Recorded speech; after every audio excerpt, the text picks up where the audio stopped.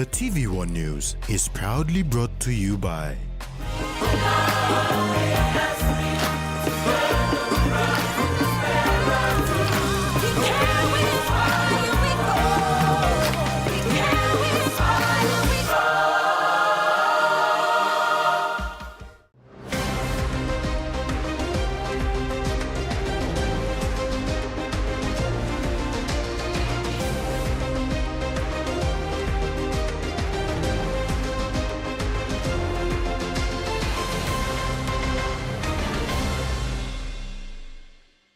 Hello, thanks for joining us. I'm Kamila Guare with the news.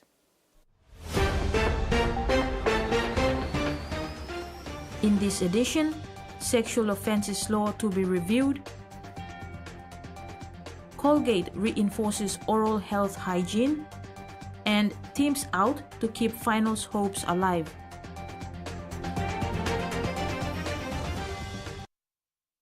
Police Commissioner David Manning has condemned an extortion attempt by landowners threatening to interrupt water supply at Rona 2 Hydro Station in Central Province. The Commissioner has directed the Divisional Commander, NCD Central, to oversee the police response, with police to have zero tolerance for those who threaten essential services. Commissioner Manning said his directions are simple: that this so-called leader will be arrested, as will anyone threatening to extort our communities. Manning said police operations remain ongoing. The continued growth and achievements of landowner companies in PNG's resources sector will be highlighted in the 2025 PNG Resources Week. At the heart of this celebration is the Community Affairs and National Content Conference and Exhibition, or CanConnex, where success stories from these landowners will be showcased.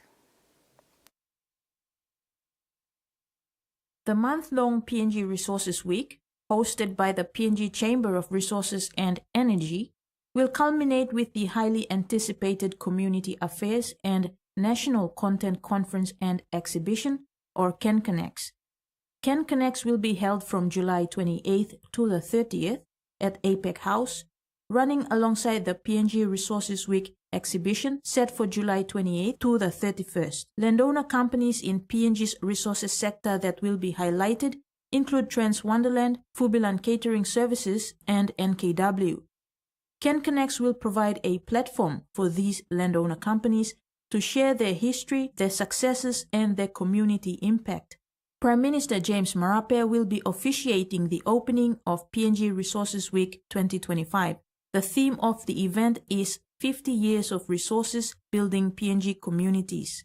The week-long celebration includes exhibitions, summits, and a gala dinner, bringing together industry leaders, policymakers, and community representatives to honor the sector's contributions and chart a sustainable future. Kamila Guare, TVWAN News.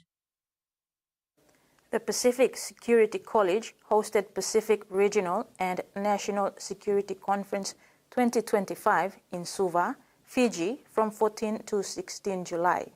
Pacific Island nation leaders were advised to embed cybersecurity from the ground up if the Pacific is to harness the promise of technology while defending against its perils.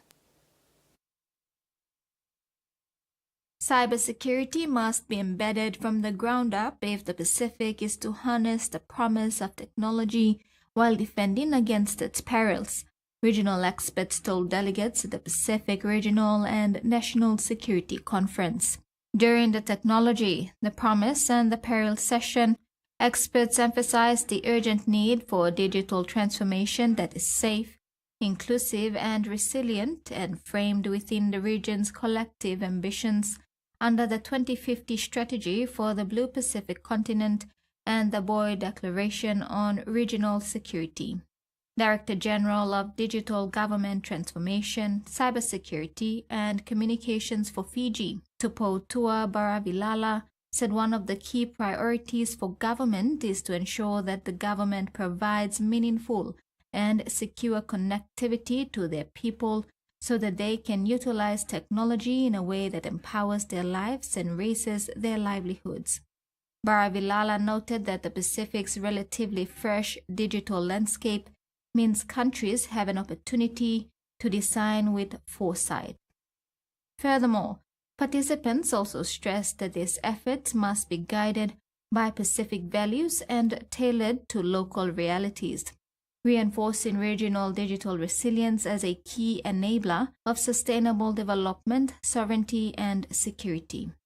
Meantime, at the commencement of this conference, Defense Minister Dr. Billy Joseph, who attended alongside fellow political counterparts from the Pacific, called for urgent regional unity, a stronger homegrown security framework, and peace rooted in Pacific values during the first session of the conference.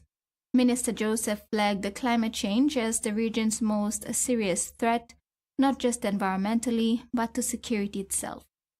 He said climate change is an existential threat for many of our small Pacific island countries, emphasizing that this is not just an environmental issue, but a serious security concern, as displacement and resource scarcity can fuel instability.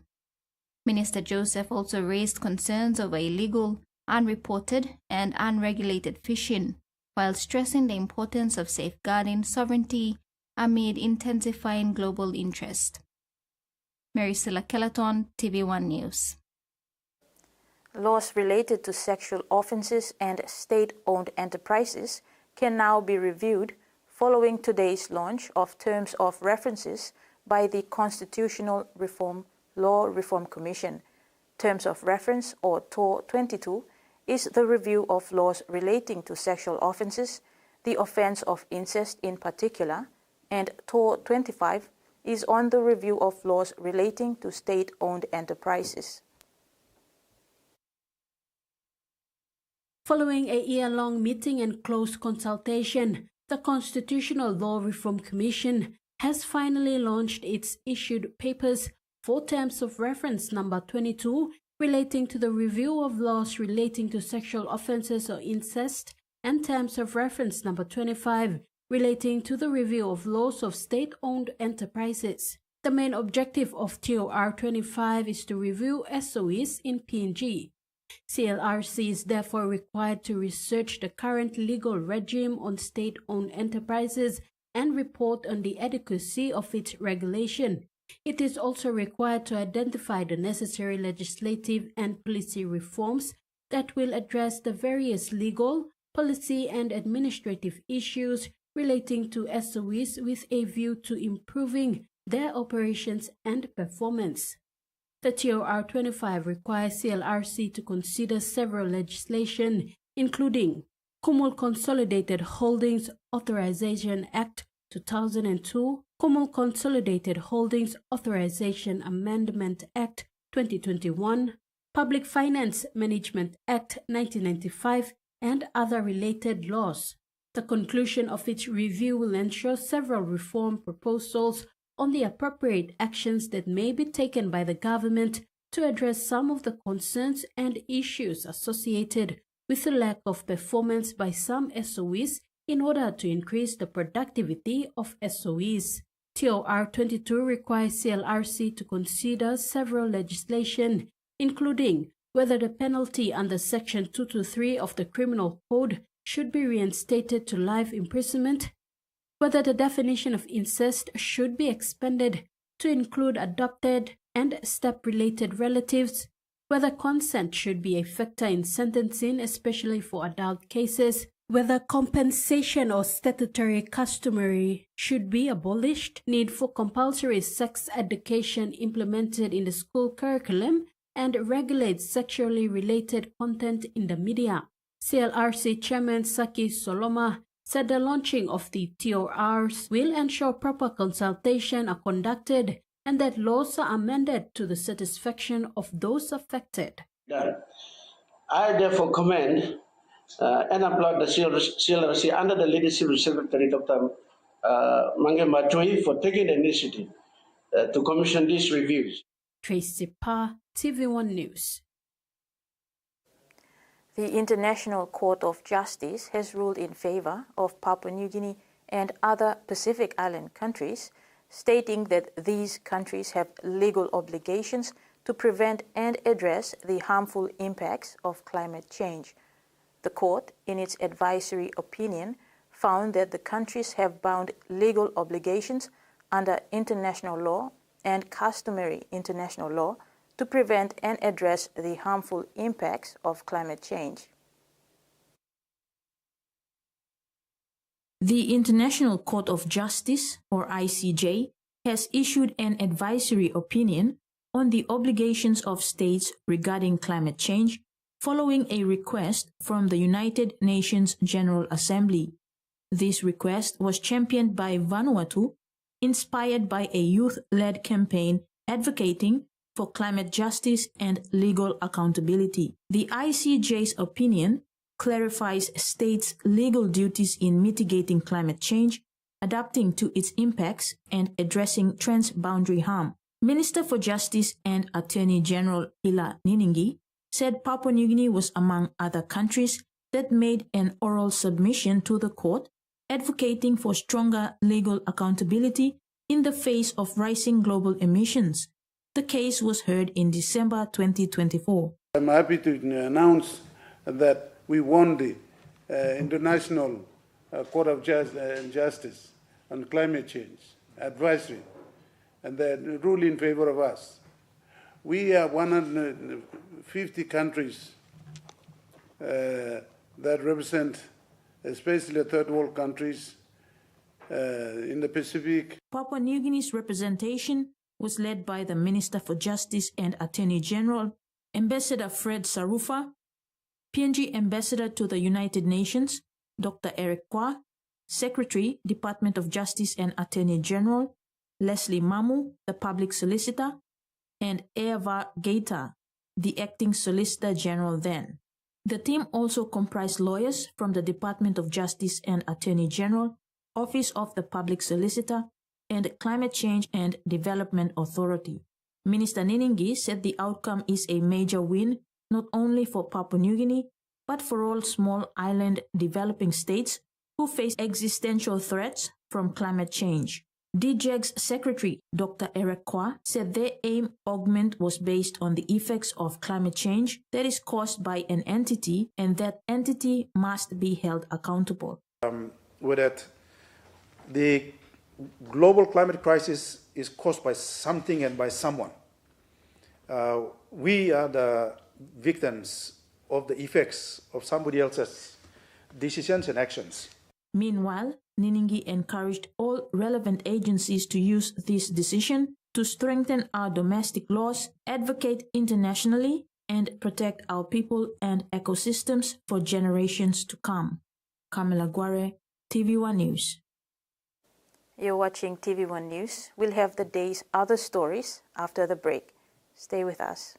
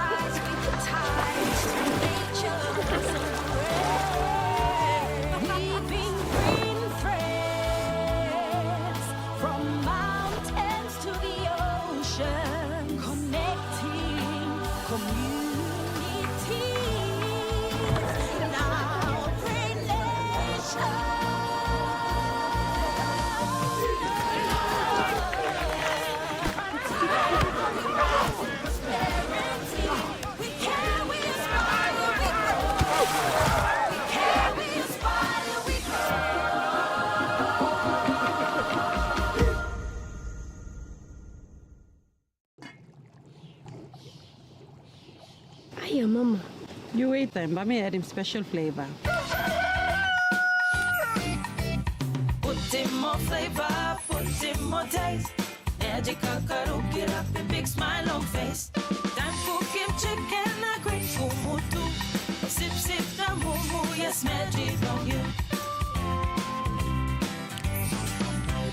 Maggi, the taste PNG loves. Open Lens.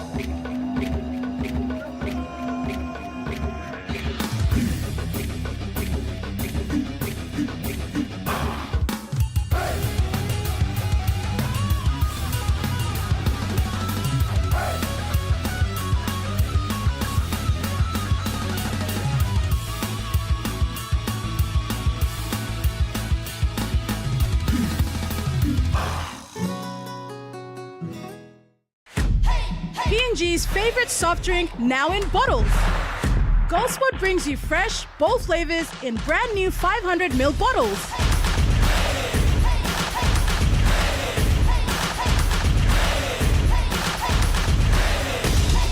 Taste the rainbow. More freshness, more flavor, more fun. Lime, orange, raspberry, and pineapple. Proudly made in P&G. Proudly Goldspot. For Simon, life is simple. Dreams seem distant, yet hope remains.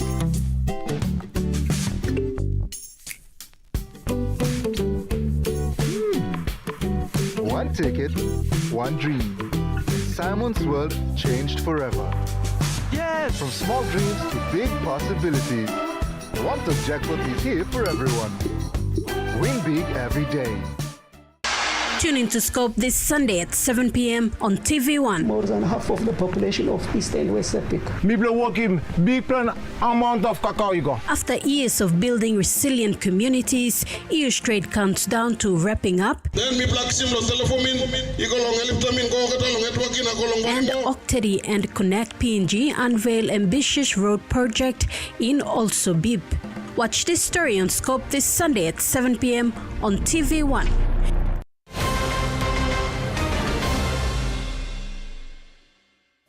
Thanks for staying with us. 3 old colonial buildings in Lae's oldest school, the Bugandi Secondary School, are currently being demolished. The old buildings are being removed in preparation for the construction of another new 8-in-1 steel frame classroom for grade 10. Thank you, everyone. Significant changes were noted when one of Lae's oldest schools, the Bugandi Secondary School, had its administration replaced in 2022 by member for Lae, John Rosso. From no stationery, no uniforms, and rundown infrastructure, most of which were built in the 60s, the school has progressed not just in terms of infrastructure, but also academically. This week, 3 old colonial buildings in the school are being demolished in preparation for another new 8-in-1 steel frame classroom. This will be Bugandi's 3rd new 8-in-1 classroom. The first one was opened in 2024 and is currently occupied by grade 12 students. The second one was opened for grade 11 students on February 10th this year. Lae MP Rosso highlighted the large influx of people due to rural-urban drift, with the city authority struggling to provide services. However, he stressed that all children deserve and have the right to quality education. Rosso outlined that the new 8-in-1 classrooms can hold up to 400 students, including offices for their teachers. The new classroom that will be built will cater for grade 10 students, while there are plans for another new grade 9 classroom. Rosso said teachers' houses will also be renovated, and this is for all schools in Lae. The MP will attend to one school at a time when funding is available. Papua New Guinea's mining sector took center stage this week at the inaugural PNG mining seminar held at the Akasaka Intercity Conference Center in Tokyo. The event, co-hosted by Octedy, showcased the country's untapped resource potential and inviting Japanese investors to join PNG's journey of growth and development. Prime Minister James Marape and Minister for International Trade and Investment Richard Maru both addressed the audience, consisting of Japanese smelter partners, industry peers, and interested investors. Octedy Mining Director and Chief Executive Officer Kedi Ilimbit who presented at the seminar The Mutual Benefits of the PNG-Japan Relationship, shared his vision for the future of mining in PNG. Oktedi Mining Limited positioned itself as the partner of choice for Japanese investors seeking long-term, socially impactful ventures to support. Salvation Army's Boroko Primary School again played host to National Toothbrushing Day today. Colgate-Palmolive led with the campaign of Brighter Smiles through proper oral hygiene practices, a campaign that has reached more than 3 million children in the last 14 years. Colgate-Palmolive today celebrated 14 years of National Toothbrushing Day. Salvation Army's Boroko Primary School hosted the event again this year.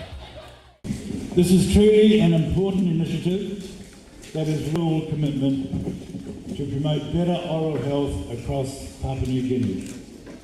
In partnership with the National Department of Health, Oral Care Services, National Toothbrushing Day encourages all Papua New Guineans, young and old, to take care of their oral health by adopting proper oral hygiene practices.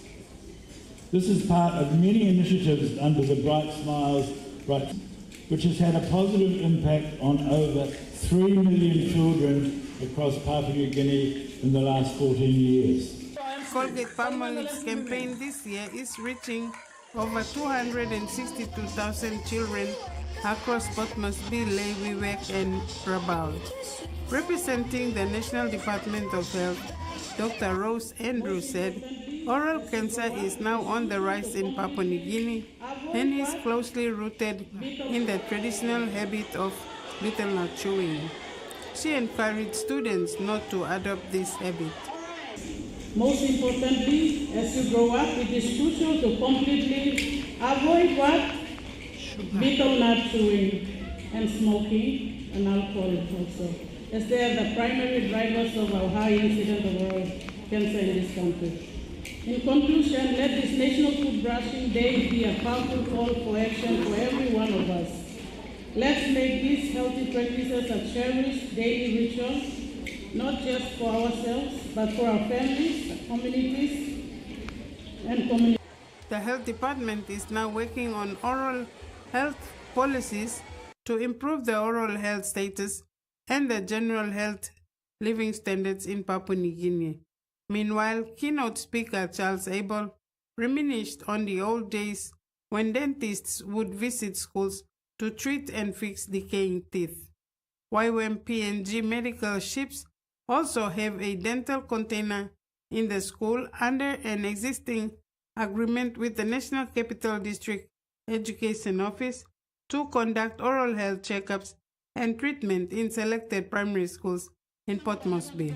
Students of Boroko Primary School were given free toothbrushes and Colgate toothpaste to do a demonstration of how to properly clean their teeth, with assistance from dentistry students from the University of Papua New Guinea's Medical School. Frida Kana, TVWAN News. Papua New Guinea's Minister for Foreign Affairs, Justin Tachenko, attended the 32nd Asian Regional Forum Foreign Ministers meeting in Kuala Lumpur on 11th July 2025. In a landmark address, Minister Tachenko reiterated PNG's aspiration to transition from ASEAN Special Observer to full membership, underscoring the strategic and economic value PNG offers to the region. Minister Tachenko emphasized PNG's readiness to contribute to ASEAN. He highlighted PNG's potential to strengthen ASEAN-Pacific economic connectivity and people-to-people exchanges. On the margins of the forum, Minister Tachenko held bilateral meetings with his counterparts from ASEAN member states and dialogue partners, including Indonesia, Singapore, Australia, the Philippines, Timor-Leste, New Zealand, Thailand, and Turkey. Discussions focused on deepening relations and rallying support for PNG's ASEAN membership aspirations. More than 80 smallholder cocoa farmers in Pomio District, East New Britain Province, have received essential financial literacy retail training as part of a community development initiative aimed at strengthening economic resilience and sustainable farming practices. The week-long program was delivered at the Pomio Local Level Government Chamber of Commerce. More than 80 smallholder cocoa farmers in Pomio District, East New Britain Province, are certified in financial literacy retail.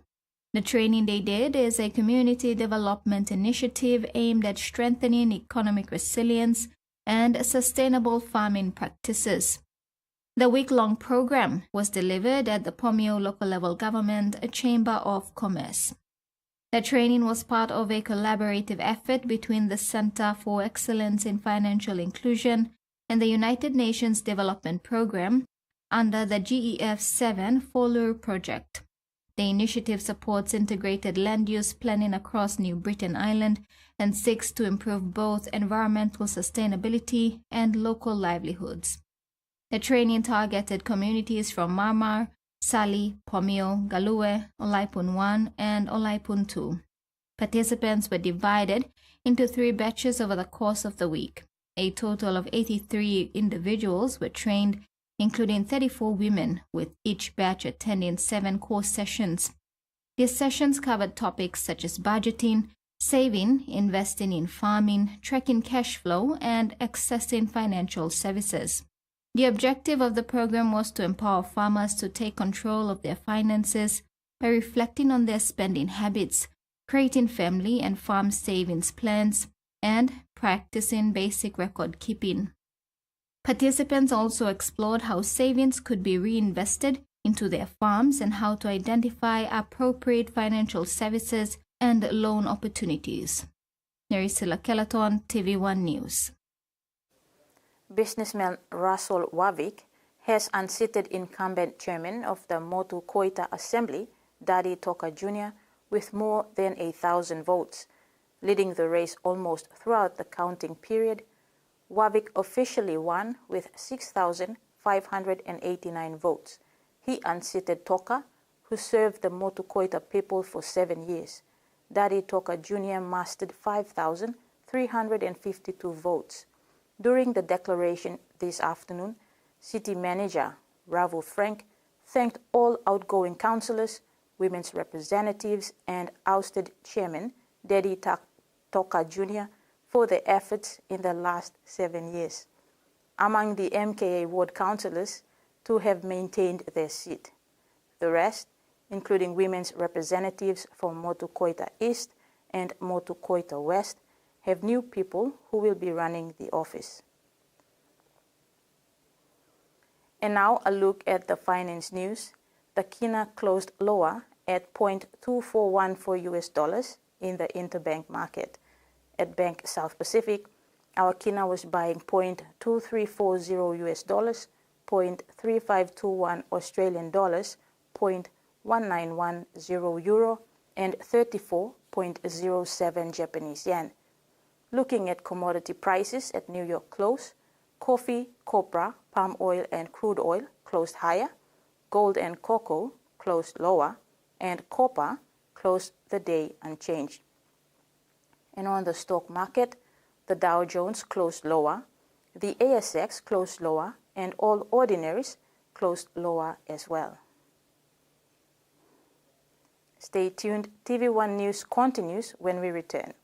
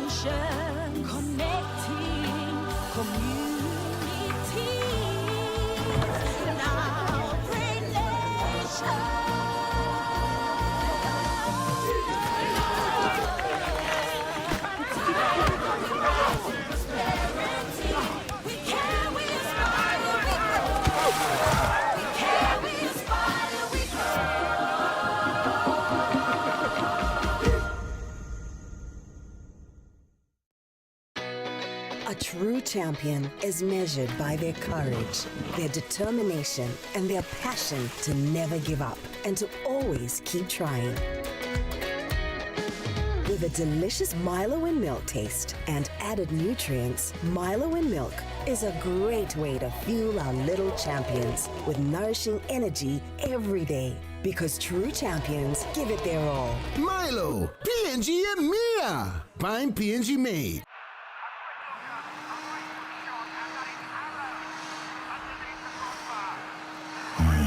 Rohan, really messing with your game.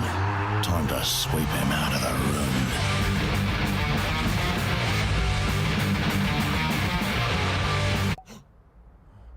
Or maybe not. Ding bang ding, ding ding bang, bam bam bang, ding bang ding, bam bam.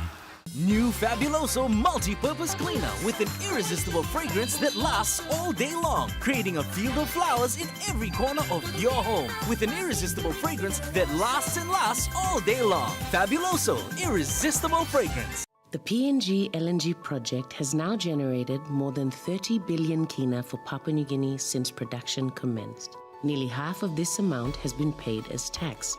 Equity distributions are paid to KPHL and MRDC based on the interest they hold. Tax is paid to the IRC, while development levies and royalties are paid to DPE. For more information on direct and indirect benefits, visit PNG EITI's website. It will be a tough atmosphere. We've seen that with newly promoted teams. Evans is there! Fine header! Instant inspiration! Here they come and sits up and He's got Sully on his inside. He's got Sloan on his outside, and it's all over. Tyrell Sloan, he was the night before. Surely he won't. Sheridan going himself. Really wants his passes out the Thailand away. He does a stab at the top. Oh, and it does. Triple six goal. Russell is over.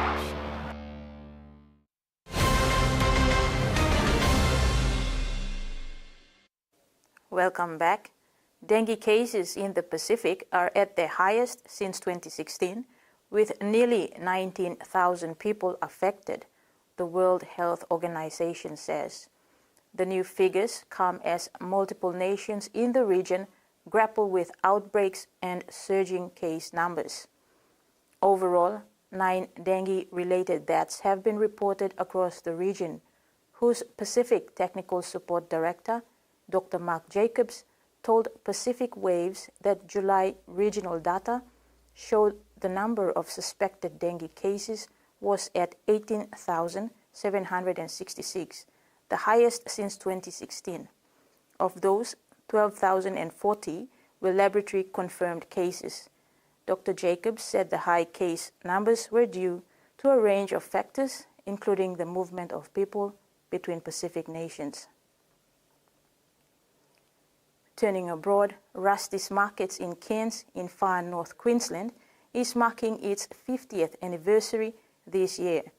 Over the decades, it has provided new opportunities for local farmers and businesses and is now known across the world for its vast array of stalls. It's another early Friday morning, setting up shop at Rusty's Markets. On Fridays, we're here about, if we can get here, about 2 o'clock. Mr. Lee has been selling his produce direct from the farm in Innisfail to Rusty's for 30 years. The Far North Queensland market is his main source of income. Our first store was just a little 2 metre square table. We used to sell Ducasse bananas and a little bit of what we grow on the farm, and that's about it. We got 4 cubicles now. Established by Rusty Rees in 1975, this year marks the 50th anniversary of the iconic markets, and a lot has changed since the early days. It was great. A lot of it was undercover, but there was a lot of it just out on the dirt, outside, in a car park, underneath a tree. Mr. Rees saw a chance to help local farmers become their own retailer and cut out the middleman. We just saw an opportunity where the farmers and the public of Cairns could have a win-win situation. What started as just a handful of stalls has grown to more than 100 setting up shop here every week. The colour and energy enticing thousands of people to walk through the pavilion every weekend. It's given us exposure because people from all over the world come to Cairns, not just only to go out to the reef, but to even just see Rusty's markets. From fresh produce and flowers to trinkets and coffee, the markets serve as a meeting ground for locals and a place for small businesses to prosper. It was a real community hub, and that's what it did. It brought people together. Yeah, and that was the beauty of the market, and it's still doing it. A 50-year legacy continuing to thrive. At least 12 people, including an 8-year-old boy, have been killed in armed conflict near the Cambodian border, says the Thai health minister. One Thai soldier was also killed, and at least 14 people, including a 5-year-old, across 3 provinces in Thailand, were injured as a result of the fighting, according to Reuters. The Thai army said the most casualties occurred in Si Saket province, where 6 people were killed after shots were fired at a gas station. Cambodian artillery shelling on Thai homes also resulted in other casualties, said a district chief in Surin province. Thai Health Minister Somsak Thepsutin said Cambodia's actions, including an attack on a hospital, should be considered war crimes. The Northern Territory's 4 Aboriginal land councils have accused the NT government of overt racism and human rights abuses in a rare joint press conference in Darwin. The land councils were unified in their anger against the Finocchiaro government targeting the new public safety laws and the skyrocketing rates of Aboriginal incarceration. Side by side in solidarity, the Territory's 4 Aboriginal land councils march on Parliament House in Darwin. It's disgraceful, to be honest. We're seeing high numbers of incarcerations, the opportunities of economic development. It's a big failure on the government. From the top end to Central Australia, the land councils representing all of the NT's remote communities denounced the policies of the Country Liberal Party government that spent its first year in power hardening bail laws and punishments for youth offenders, which overwhelmingly impact Aboriginal people. We've been ignored of our rights and human rights. It's appalling. Appalling behaviour by all ministers should be speaking to us. Under this CLP government, statistics show Aboriginal incarceration has risen by around 30%. The CLP always gets in on law and order. But us Aboriginal people, we're the most incarcerated people in the Northern Territory. We are stacking and racking, and it's so disgusting that this government is not listening to our elders. That's where they're failing, so talk about closing gap, the gap's getting wider and wider. The land councils have also called for an audit into the billions in Commonwealth funding spent each year by the NT government, aimed at improving the lives of remote Aboriginal residents. All Aboriginal people want to see that happen. Where's our money being spent? Is it being spent wisely? In a statement, the NT's Aboriginal Affairs Minister pointed to examples of work happening with his government, the 4 land councils and remote communities generally, including developing the gas-rich Beetaloo Basin for future royalties. We are committed to continuing engagement and consultation with community members and wider stakeholders in regional and remote areas across the Territory, he said. A crowd that will take some convincing that this government is on their side. An Australian man has been found dead in a hotel room on the Thai holiday island of Phuket.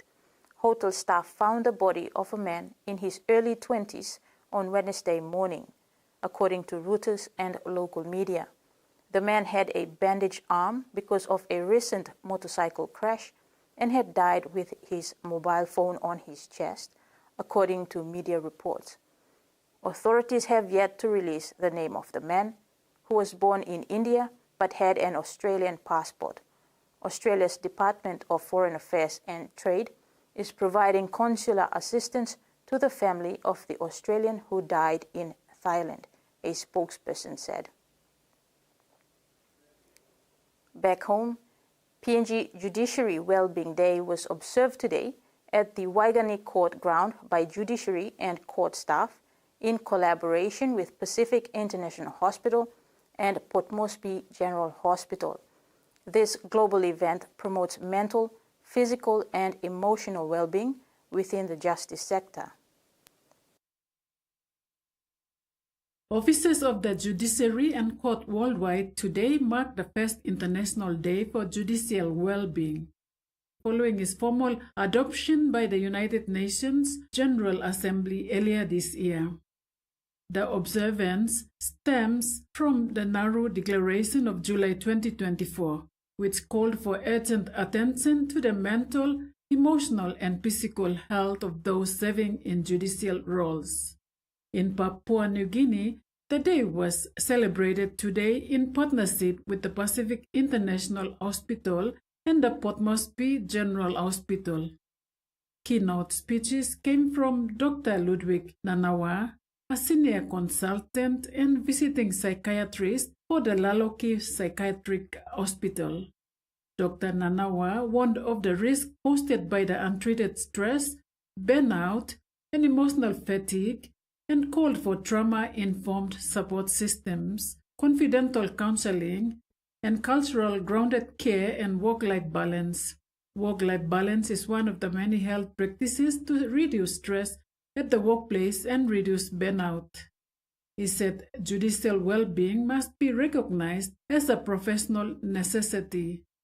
Dr. Nanawa urged workers to remove stigma and take in seriously mental health issues and visit the Port Moresby General Hospital or the Pacific International Hospital should they need that special support. Today's event included basic health checks for the judiciary staff, health and wellness talks with PIH psychologists, a question and answer session with the judiciary staff to share affirmations drawn from recent mental health information said by Dr. Nanawa. Joanna Violet, TVWAN News.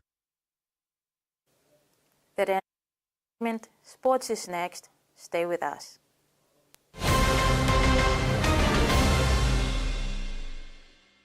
A quick favorite meal for the day does feel good.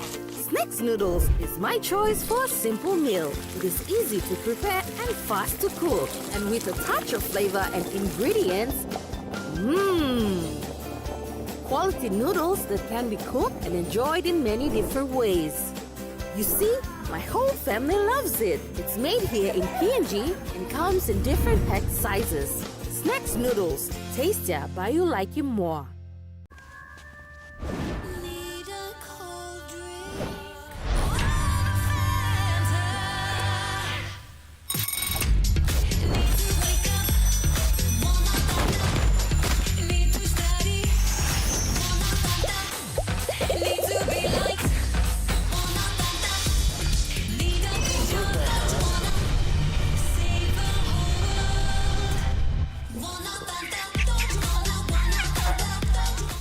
Kids in Papua New Guinea love to smile and spread joy. And when they smile, it lights up our world. Come on, Mom, it's you first. Do the 1, 2, 3. Wake up. Brush your teeth. Smile. Let's spread some smiles in PNG with Colgate.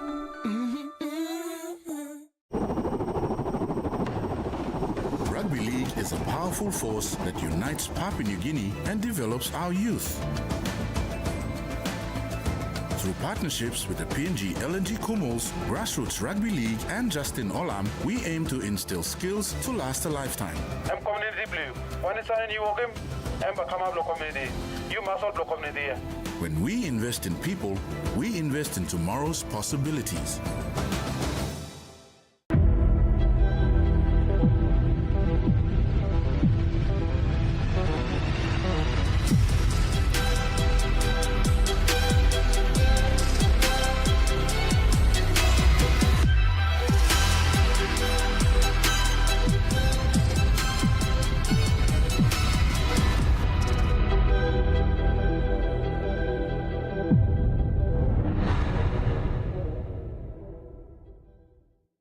Long year 2024, 7 pla baby I born one time HIV. HIV I can go long baby long triple rot. Time bel mama I get HIV, long time long carrying baby, na time baby I susu. Tasol Yumi can help him bel mama, long look out him baby inside long bell. Go quick time long bel mama clinic, na kiss him antenatal check. Time Yumi pan him sick HIV area, or time bel mama I positive penis, early treatment I can save him baby. Give him baby healthy start long life. Stop him spread long sick HIV I go long baby. This lutok sawa I come long National AIDS Council Secretariat.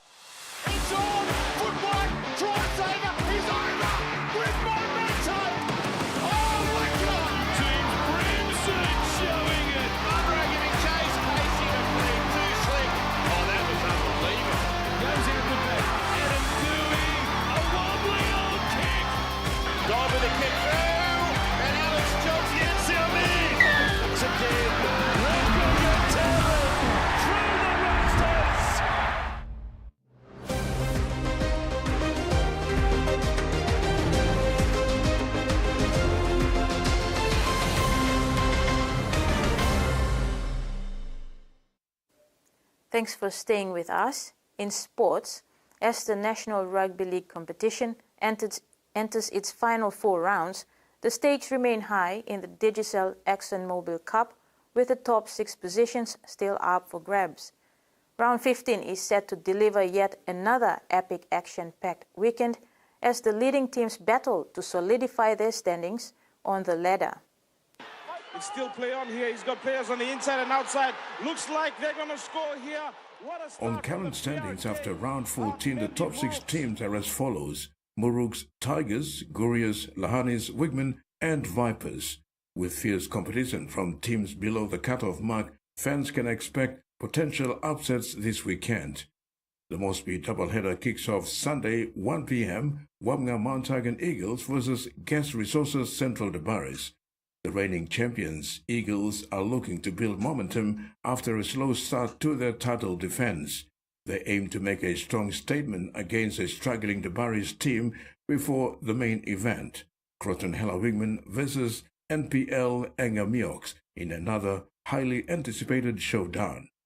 Wigman, fresh off a 28-all draw against Tumbe, face a determined Miox side that recently upset the Port Moresby Vipers 14-10 victory. Both teams are eager to win, making this a must-watch clash.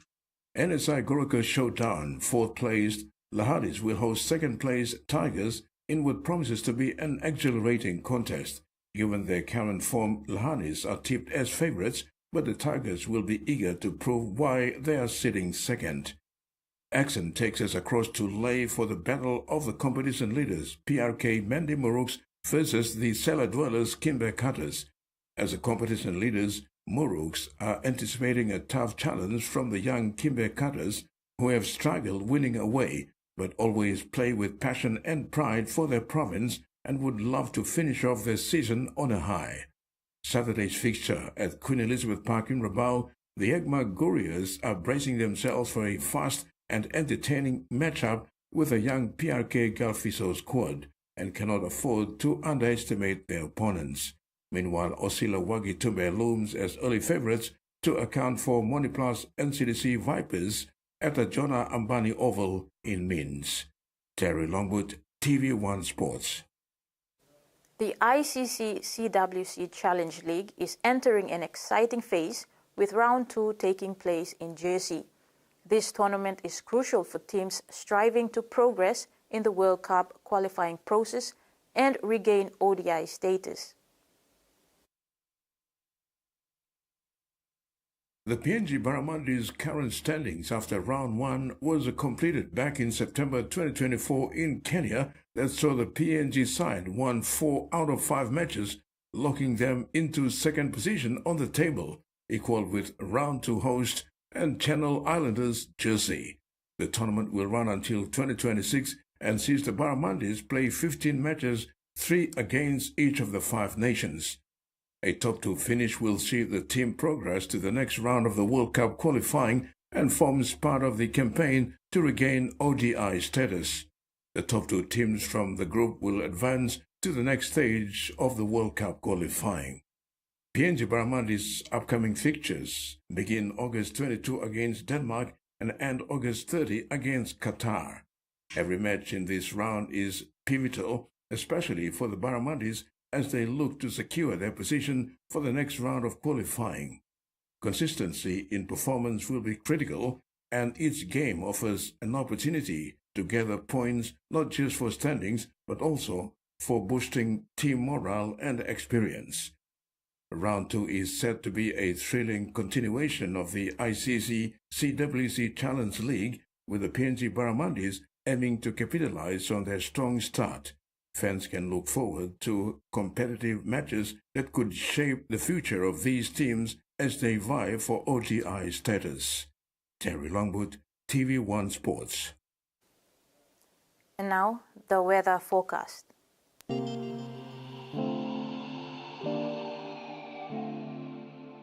In regional forecast, southern in Port Moresby, partly cloudy, possible few showers and thunderstorm. In Popondetta, cloudy periods with some rain or rain showers and possible thunderstorms. Moving to Momase, Lae, cloudy with rain at times and possible thunderstorms. Madang and Wewak, cloudy periods with some rain or rain showers and possible thunderstorms.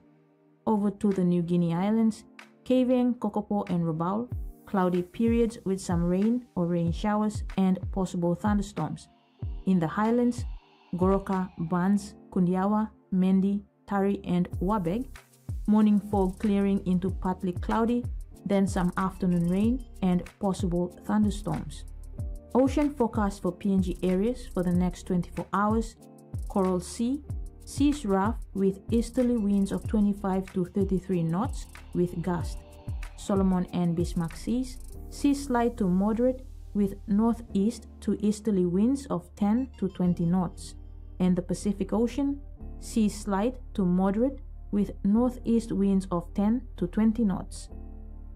And coastal waters forecast, waters of southern PNG, Indonesian border to Daru to Kiwai Island, Kerema, Yule Island, Port Moresby, Hood Point to Samurai Islands, seas 1 to 2 meters, rising to 3 meters along strong wind warning areas.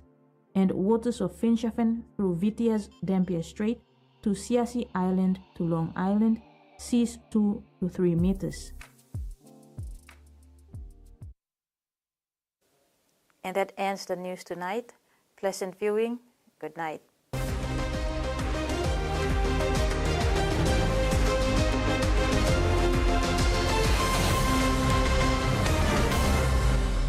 The TVWAN News was proudly brought to you by